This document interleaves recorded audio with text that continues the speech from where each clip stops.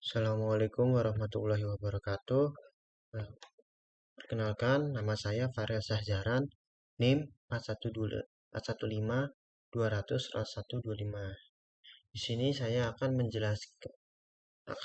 menjelaskan nomor 1 sampai nomor 3 soal bagian 2. Nomor 1, jawablah pertanyaan ini dengan jawaban yang singkat. Apa perbedaan machine learning dan deep learning? Jadi, eh, perbedaan pokok model deep learning dan machine learning itu ada 4, yaitu simplicity, scalability, versability, atau reusability. Simplicity ini data yang digunakan sebagai input proses pembelajaran tidak membutuhkan proses rekayasa fitur sebelumnya. Misalnya, ekstraksi fitur. Hal ini menjadikan proses pembelajaran model deep learning menjadi lebih sederhana dibandingkan proses pembelajaran model machine learning. Proses pembelajaran deep learning bersifat end-to-end. Lalu ada scalability. Proses pembelajaran model deep learning memungkinkan implementasi secara paralel, sehingga bisa memanfaatkan kapasitas GPU atau TPUs. Selain itu, algoritma pembelajaran yang bersifat iteratif menggunakan sejumlah batch data memungkinkan pembelajaran model menggunakan dataset berbagai volume, bahkan berskala besar. Nomor 3, versability, yaitu proses pembelajaran model deep learning tidak selalu harus dilakukan dari awal. Sebuah model deep learning hasil pembelajaran dapat di-training kembali menggunakan data training yang baru. Hal ini menjadikan model deep learning sebuah model yang mampu untuk terus-meneruskan melakukan pembelajaran secara online. Keempat, reusability. Sebuah model hasil yang telah di-training menggunakan sebuah dataset berskala besar dapat digunakan untuk melakukan tugas menggunakan dataset berskala lebih kecil. Kemampuan ini disebut transverse learning, menghemat waktu pembelajaran ulang. Ini dan itu adalah 4 perbedaan pokok model deep learning dan machine learning. Lalu nomor 1 bagian B, apa tujuan pembelajaran training pada pemrosesan data? Yaitu tujuannya dilakukan pembelajaran training pada pemrosesan data adalah untuk meminimalkan error, sehingga kinerja learning machine atau model diukur oleh squared error. Jadi ya ada kegunaan training pada pemrosesan data ini untuk meminimalkan sebuah error pada kinerja machine learning. Dan error ini diukur oleh squared error.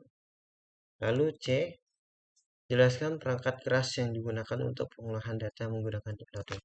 Jadi perangkat keras atau hardware yang digunakan adalah menggunakan graphic processor unit atau GPU dan tensor processing unit atau TPU. GPU dan TPU ini adalah unit pemrosesan data di dalam perangkat keras komputer yang memungkinkan operasi matriks dilakukan dengan cepat. Dengan mempresentasikan pengolahan data ke dalam operasi matriks, maka algoritma pembelajaran model deep learning dapat memanfaatkan daya komputasi yang tinggi dari GPU ataupun TPU, sehingga memungkinkan percepatan waktu proses pembelajaran model deep learning dengan jumlah parameter model yang besar. Jadi perangkat keras yang dibutuhkan itu adalah GPU, TPU. Semakin bagus GPU-nya atau TPU-nya, pemrosesan data di dalamnya akan lebih cepat. Lalu nomor 2, jelaskan topik pembahasan berikut ini. A. Single perceptron. Single perceptron ini merupakan bentuk terkecil atau minimal dari sebuah algoritma ANN yang hanya terdiri dari sebuah neuron. Secara sistematis terdapat feature vektor X yang menjadi input bagi neuron tersebut. Output dari neuron adalah hasil fungsi aktivasi dari perhitungan jumlah perkalian antara nilai input dan synapse weight. Lalu B. Bayesian probability. Bayesian probability merupakan salah satu metode pengambilan keputusan yang telah banyak dipakai. Metode ini dikembangkan untuk menyelesaikan masalah pengambilan keputusan dengan menentukan nilai peluang dari kejadian dan nilai evidence atau bukti yang didapat dari fakta tentang objek yang diteliti. Lalu C, fungsi objektif. Fungsi objektif adalah persamaan matematika yang digunakan untuk mengukur secara kuantitatif kinerja sebuah model machine learning dalam mengapproksimasi sebuah fungsi yang memetakan atribut data input terhadap atribut label. Lalu D, lokal minima. Lokal minima adalah sebuah titik pada sebuah fungsi yang nilainya lebih kecil dibandingkan dengan nilai lain di sekitarnya.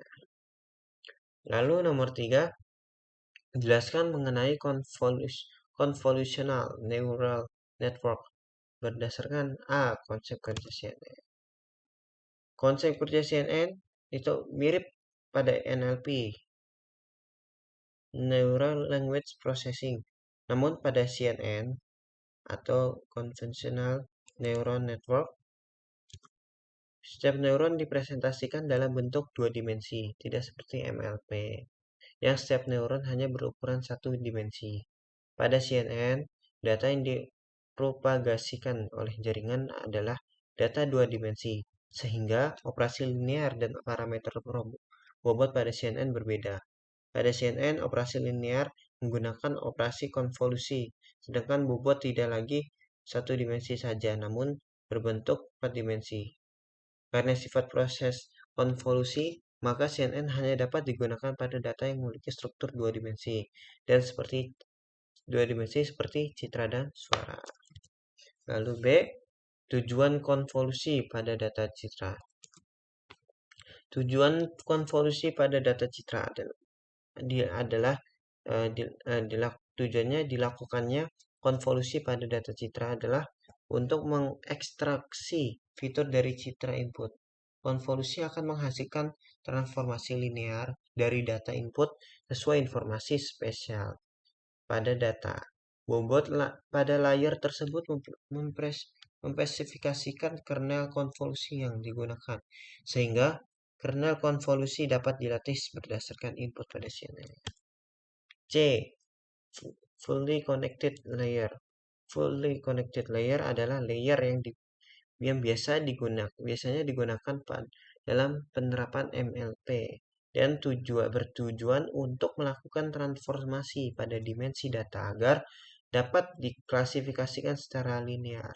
Setiap neuron pada convolution layer perlu ditransformasikan menjadi 1 dimensi terlebih dahulu sebelum dapat dimasukkan ke dalam sebuah fully connected layer. Dikarenakan hal tersebut menyebabkan data kehilangan informasi spasialnya dan tidak reversible, fully connected layer hanya dapat diimplementasikan di akhir jaringan. Demikian dari saya, Farhan Syahzaran. Itu merupakan jawaban dari bagian 2. Kurang lebihnya saya mohon maaf. Wassalamualaikum warahmatullahi wabarakatuh.